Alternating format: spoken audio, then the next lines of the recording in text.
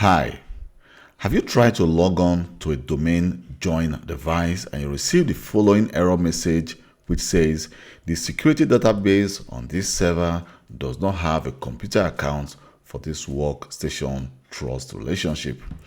So if I click OK, you can see we have Thomas Johnson. Thomas Johnson is actually a user in Kelv global domain. So if I go to my Active Directory, you can see we have the user Thomas Johnson. And when Thomas Johnson enter his password, you can see he received the following error message. Probably Thomas Johnson has been sick for some time, or he has been on holiday for a very long time. So Thomas Johnson will be thinking that his password has expired or his account has been locked out.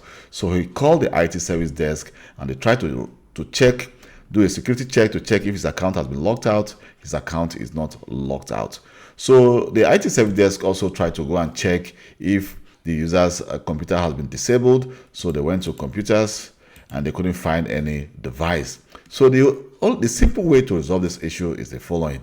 Probably the account the user's computer may have been disabled, but at this moment the account, probably there's a policy that is configured to actually disable and delete a computer that the user have not logged on for probably 60 or 90 days.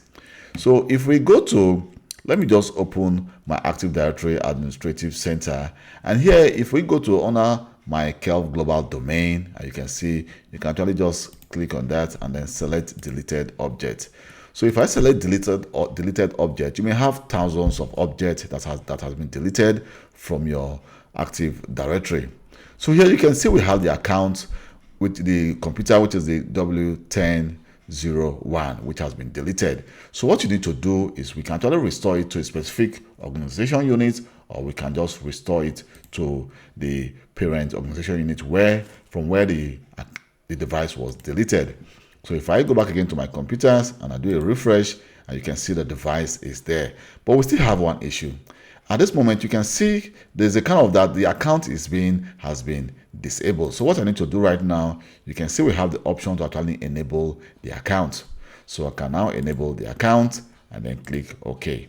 So when I go back again to my Windows 10 device and click OK, and I try to log on, and you can see that Thomas is now able to log on to that device without any error message. Thank you very much for taking your time to watch this video, and please, if this video has been of any help to you, don't forget to like, subscribe, and also leave a comment, because with a comment, YouTube will help me to spread this video and make my channel grow. Thank you very much for helping me to grow my channel, and also thank you very much for watching my video. Bye.